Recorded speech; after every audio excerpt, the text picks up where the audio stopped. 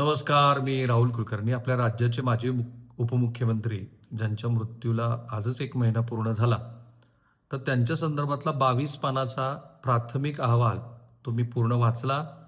त्या अहवालामध्ये पहिलं सरळ वाक्य त्या अहवालाचा जर रसाभी काढला, तर पायलटचा ह्याच्यामध्ये कुठेही दोष नाही. प्रथम अहवालामध्ये. ते विमान जसं ज्या दिवशी मी बारामतीमध्ये जाऊन त्या विमानतळाच्या आजूबाजूला असलेल्या लोकांशी बोललो आणि मग त्या लोकांनी सांगितलं, की विमान झाडाच्या उंचीवरती होतं आणि एका झाडाला ते धडकलं. तोपर्यंत ती थिअरी पण कोणाकडे आलेली नव्हती. एक्झॅक्टली तीच माहिती या विमानाच्या अपघाताच्या पहिल्या अहवालामध्ये आलेली आहे, की हे विमान हे झाडाला धडकलं होतं. सो एफ-डी-आर पण खराब झालाय. ए-आय-ए-बीचा जो AAIBचा जो प्राथमिक रिपोर्ट आहे त्याच्यामध्ये केवळ तांत्रिक मुद्द्यावरती चौकशी झालेली आहे.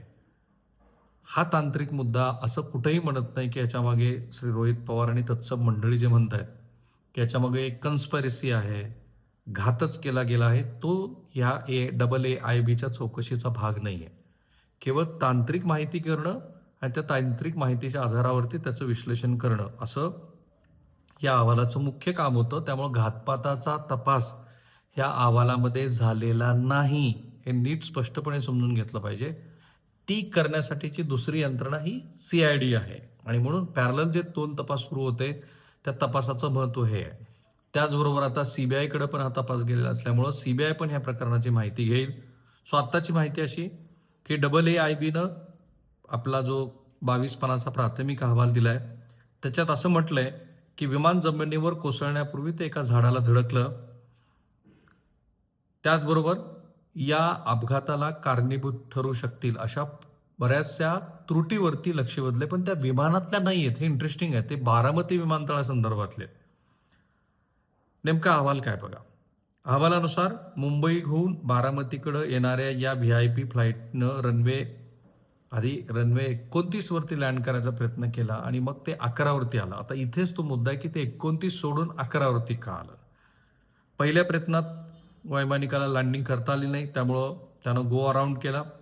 दुसऱ्या प्रयत्नातही पायलटनं फील्ड इन साईट असा संदेश दिला, परंतु एअर ट्रॅफिक कंट्रोलनं त्यावेळी 3 किलोमीटर इतकी दृश्य मान्यता विजिबिलिटी नोंदवली होती, जी VFR व्हिज्युअल फ्लाईट रूल्सच्या नियमानुसार आवश्यक असलेल्या 5 किलोमीटरपेक्षा कमी होती.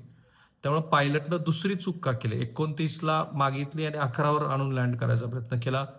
5 किलोमीटरची व्हिजिबिलिटी ही नियमात असताना 3 किलोमीटरच्याच व्हिजिबिलिटीवरती ते का आलं? एकतर ओव्हर कॉन्फिडन्स असू शकतो किंवा मग पुढच्या प्रवाशांचा जे दुसरं ते घेऊन जाणार होते तो दबाव आणि VSR कंपनीचं एकूणच इंटरनल मॅनेजमेंट. लँडिंग क्लिअरन्स मिळाल्यानंतर काही क्षणातच विमान रनवेच्या डावीकडे 50 मीटर अंतरावर असलेल्या झाडावर आदळलं आणि त्यानंतर लागलेल्या भीषण आगीत विमान जळून खाक झालं. आता अहवालातले प्राथमिक जे काही रिपोर्ट्स आहेत ते सुरक्षेमध्ये त्रुटी. बारामती हे अनकंट्रोल्ड एअरफील्ड असून तिथं नियमित ATC सुविधा नाही. रनवेवर बारीक खडी लूज ग्रॅव्हल्स आढळले असून रनवेला परिपूर्ण कुंपण पण नाही आहे. बारामतीमध्ये अधिकृत METची म्हणजे मेट डिपार्टमेंटची कोणतीही सुविधा नाही.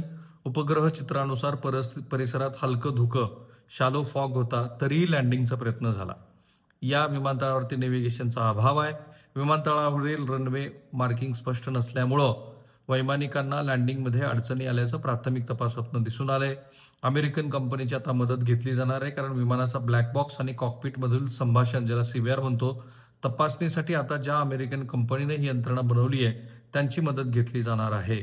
या यंत्रणेतील रॉ डेटा सुरक्षितपणे बाहेर काढण्यासाठी अमेरिकन तज्ज्ञांचं एक पथक भारतात येणार आहे. त्यानंतरच वैमानिक आणि एअर ट्रॅफिक कंट्रोल मधल्या शेवटच्या क्षणाचं संभाषण समोर येईल.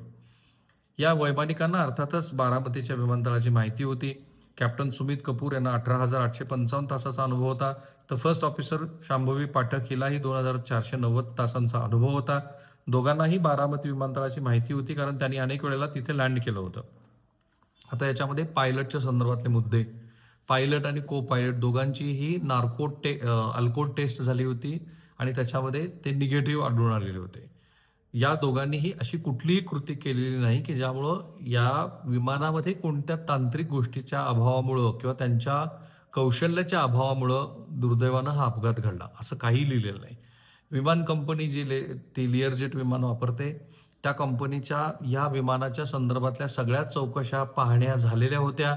त्या विमानाची रीतसरपणे तांत्रिक चौकशी झालेली होती असंही म्हटलेलं आहे. आणि त्याचबरोबर या विमानासंदर्भामध्ये जे विदिन लिमिटेशनमध्ये असलेलं विहित मर्यादेमध्ये असलेलंच फ्यूल ते घेऊन जात होते. कारण सुरुवातीला कॅप्टन गौरव जाधवसह अनेक जणांचं असं म्हणणं होतं की कदाचित असं असू शकतं की अधिकचं फ्यूल घेऊन जाऊन ते विमान निघालं होतं आणि त्यामुळं कदाचित ज्या वेळेला प्रत्यक्षामध्ये ते आदळलं त्याच्यानंतर त्या आदळलेल्या विमानामध्ये फ्यूलचा मोठा स्फोट झाला, कारण अतिरिक्तचं विमान होतं. अर्थात रोहित पवार यांनी बारामतीच्या ह्या अहवालामध्ये जिल्हा म्हणून जो उल्लेख केला आहे तशी म्हणाल तर गंभीर नाही आहे चूक, पण इतका मोठा अहवाल तुम्ही बनवताय आणि तुम्हाला माहिती पण नाही की ते पुणे जिल्ह्यात नाही आहे. बारामती पुणे जिल्ह्याचा भाग आहे ना की बारामती हे एक स्वतंत्र जिल्हा आहे.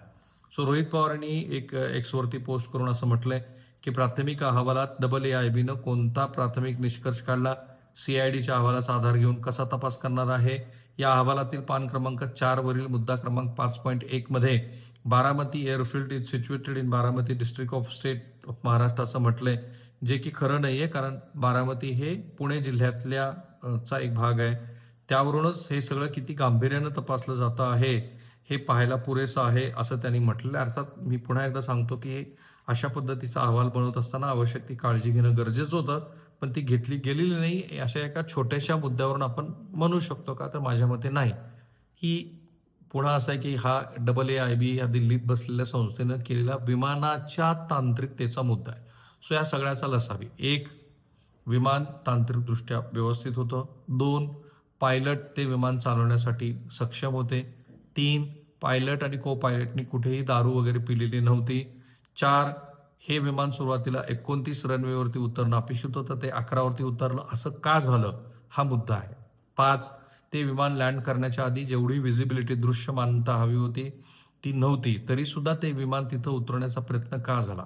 6, हे विमान उतरत असताना जो टेबल टॉपचा रनवे आहे त्याच्या 50 मीटर आधी ते कोसळलं, कारण त्यांना ते दिसली नाही रनवे, कारण विजिबिलिटी कमी होती आणि ते झाडाला धडकलं. नंबर 7, हे सगळं घडलं ते बारामती हे अनकंट्रोल्ड असलेल्या एअर स्ट्रीपमुळं, एअरपोर्टमुळं घडलं असा एकूण निष्कर्ष तिथे काढलाय. मग ATC नसणं, केवळ अंदाजावरती पायलटनी तिथे विमान ह्यापूर्वी पण लँड करणं, कुठं कुंपण नसणं, त्या एअर स्ट्रीपवरती बारीक बारीक खडी असणं, असा सगळा उल्लेख ह्या अहवालामध्ये आहे. ह्याचं आणखी विश्लेषण होईल. मला फक्त प्राथमिक माहिती जी होती ती तुम्हाला सांगायची होती, जी मी आता सांगितली. So good night. आणि हा व्हिडिओ अधिकात अधिक लोकांपर्यंत जाऊ द्या. थांबूया आपण इथे.